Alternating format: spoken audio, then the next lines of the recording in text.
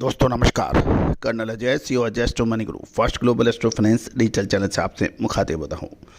आज 9 नवंबर सन 2025 रविवार। दोस्तों आज के इस एपिसोड में हम चर्चा करेंगे नवंबर महीने की स्टील पर चर्चा, यानी लोहा एवं इस्पात उद्योग पर। गौरतलब है कि चीन से बढ़ते आयात, भारत में स्टील की कीमतों में गिरावट और भारत के अंदर जो सेफगार्ड ड्यूटी लगी है उसका क्या प्रभाव, ये सारी चर्चा हम विस्तार से करने का प्रयास करेंगे। उम्मीद है कि आपको ये पसंद आएगा। साथ साथ नवंबर महीने के अंतिम सप्ताह के आसपास क्या बाज़ारों में स्टील में तेज़ी आ रही है या फिर और बड़ी गिरावट। एक तरफ जियोपॉलिटिकल टेंशन, जियो इकोनॉमिकल टेंशन, ट्रंप सरकार के नए नए पैतरे चीन और अमेरिका के बीच बनते हुए नए समीकरण ग्लोबल इकोनॉमी को काफ़ी प्रभावित कर रहे हैं। जानिए पूरी रिपोर्ट विस्तार से। दोस्तों खबर निकल के आ रही है कि नवंबर 2025 में भारतीय स्टील बाजार की मांग और सप्लाई के बीच बैलेंस्ड और कमज़ोर कीमतों और बढ़ती आयात के दबाव के कारण बाजार में सतर्कता बनी हुई है। कीमतों पर दबाव जारी है, लेकिन प्रमुख स्टील प्रोड्यूसर द्वारा उत्पादन में कटौती और संभावित मूल्य वृद्धि की भी खबरें हैं। इंफ्रास्ट्रक्चर और हाउसिंग सेक्टर से जो डिमांड है वो अभी स्टेबल है, जबकि आयात और उत्पादन में टेम्परेरी बाधाएं सप्लाई को प्रभावित कर सकती हैं। नवंबर 2025 की बात करें तो हॉट रोल्ड कॉयल, जिसे एचआरसी कहते हैं, की कीमतें औसतन 50,000 से 52,500 रुपये के प्रति टन रही। भारत के प्रमुख शहरों में जैसे मुंबई, अहमदाबाद, चेन्नई, कोलकाता और हैदराबाद में कीमतें इसी रेंज के अंदर ट्रेड होने के समाचार हैं। देश में यदि आज देखें तो स्टील की कीमतें लगभग 28,610 रुपये प्रति टन रहे, जिसमें 0.8% की गिरावट दर्ज हुई है। हाल के महीनों की बात करें, यदि पिछले महीने किया तो स्टील की कीमतों में लगातार गिरावट देखी गई। अक्टूबर में 38,680 और सितंबर में 39,830 रुपये प्रति टन थी ये जो भाव, लेकिन अभी जो 38,610 है, यानी सितंबर में 39,830 के जो भाव थे वो अक्टूबर में गिरकर 38,680 और आज 38,610 रहे। बाज़ारों की स्थिति की हम बात करें तो इंफ्रास्ट्रक्चर और हाउसिंग परियोजना जो उनके वजह वो जो कि प्रमुख डिमांड करता है, उनकी डिमांड स्टेबल है और अलर्ट है। कंस्ट्रक्शन में देरी से शॉर्ट टर्म में ग्रोथ सीमित रह सकती है, ऐसा मानना है कुछ विशेषज्ञों का। नवंबर महीने में भारतीय स्टील उद्योग ने आयात की वजह से अतिरिक्त सप्लाई महसूस की, जिससे कीमतों पर दबाव बना। आयात अक्टूबर 2025 तक जो रहा वो 3,91,856 टन का रहा और नवंबर के मध्य तक ये 93,380 टन आयात होने की उम्मीद लगाई जा रही है। गौरतलब है कि जब अक्टूबर में 3,91,856 रहा और नवंबर के मध्य तक ये 93,380 है, तो आयात में कमी है। भारत ने 2025 में स्टील के आयात में तेज़ वृद्धि देखी गई थी, जबकि निर्यात में काफ़ी कमी थी। इंपोर्ट जो स्टील का जो इंपोर्ट है वो विशेषकर चीन से बढ़ा है, जिससे कई छोटे और मझोले स्टील प्रोड्यूसर काफ़ी प्रभावित हो गए थे। अब स्टील उद्योग की जो नीतियां हैं, चुनौतियां हैं, उन पे भी हम चर्चा कर लेते हैं। उससे पहले यदि हम 2025 की बात करें तो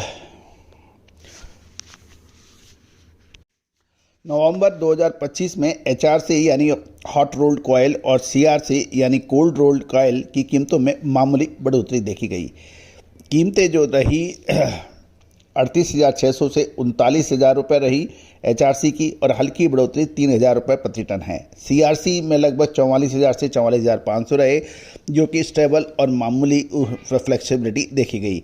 नवंबर की शुरुआत में एचआरसी की कीमत में 4.5 से 6.2% की बढ़ोतरी हुई थी, विशेषकर त्योहारी मौसम के मांग बढ़ने की वजह से। सीआरसी की कीमतें में स्टेबल और उतार चढ़ाव देखने को मिला, जो मुख्य रूप से घरेलू डिमांड यानी डोमेस्टिक डिमांड और ग्लोबल डिमांड के रुझानों पर था। फ्लैट स्टील उत्पादों की मांग में बढ़ोतरी की उम्मीद के बीच कीमतों में मामूली बढ़ोतरी बाजार के स्थिर होने के संकेत दे रहे हैं। दोस्तों, भारत में स्टील के आयात निर्यात का संतुलन गंभीर रूप से प्रभावित है, जिससे घरेलू उत्पादकों को बड़ी चुनौतियों का सामना करना पड़ना था। इस महीने आयात में उल्लेखनीय वृद्धि और निर्यात में गिरावट देखी गई है, जिससे घरेलू कीमतें और बाजार में स्टेबिलिटी के रूप में नकारात्मक प्रभाव है।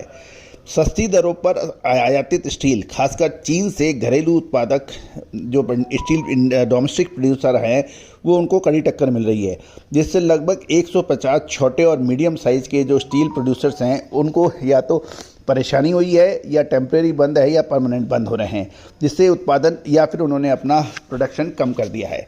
नवंबर 2025 में भारत का कुल स्टील आयात 14.6% बढ़कर 9.5 मिलियन टन पहुंच गया है।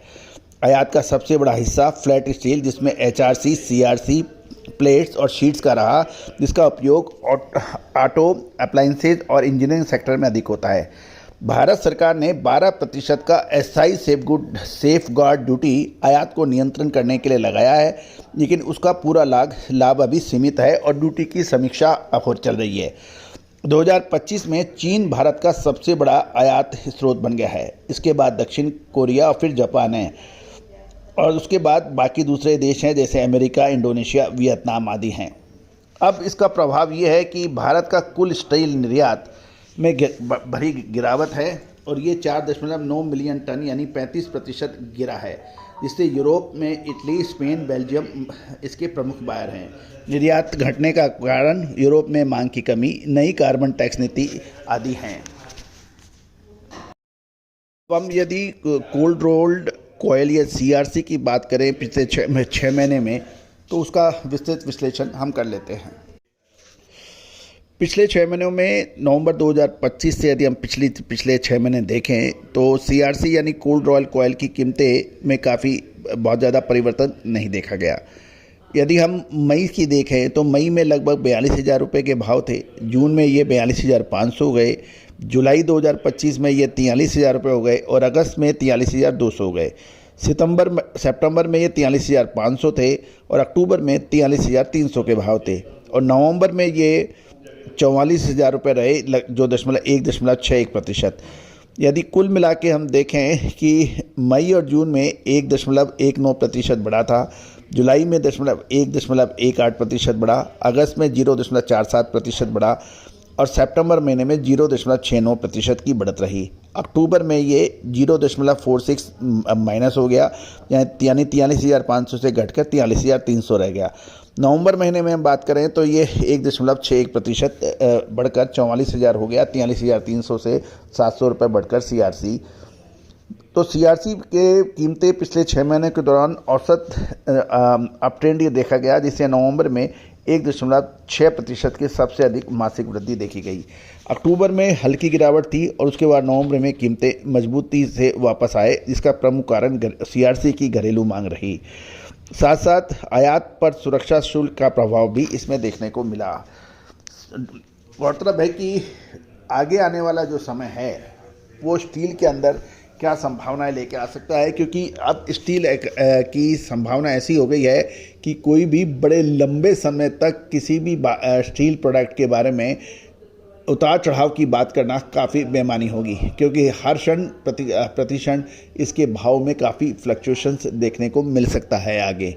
अतः कि कोई भी स्टील कंपनी हो या स्टील प्रोड्यूसर हो या फिर स्टील डिस्ट्रीब्यूटर हो, CNF हो, बहुत बड़ी मात्रा में स्टील का स्टॉक करने में परहेज कर रहा है। दोस्तों आपका क्या कहना है कि बड़ी मात्रा में स्टील का स्टॉक करना चाहिए या अभी रुकना चाहिए? क्योंकि south west monsoon roll back हो रहा है।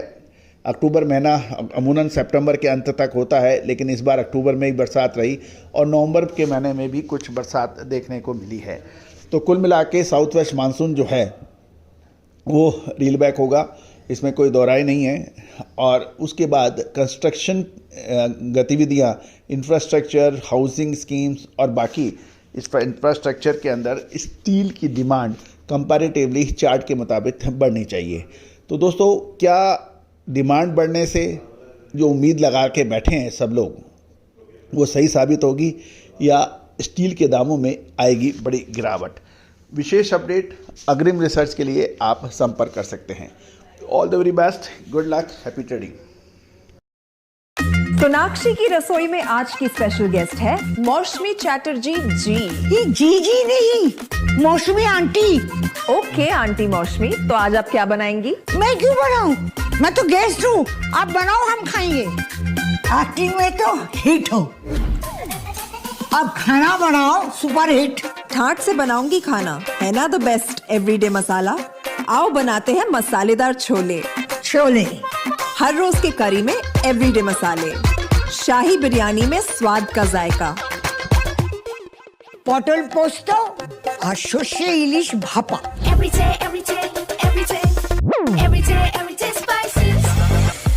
साफ मसाले, खुशबू और प्योर झांझ, टेस्ट से भर दे हर जुबान पे स्वाद। एवरीडे मसाले, देश का स्वाद।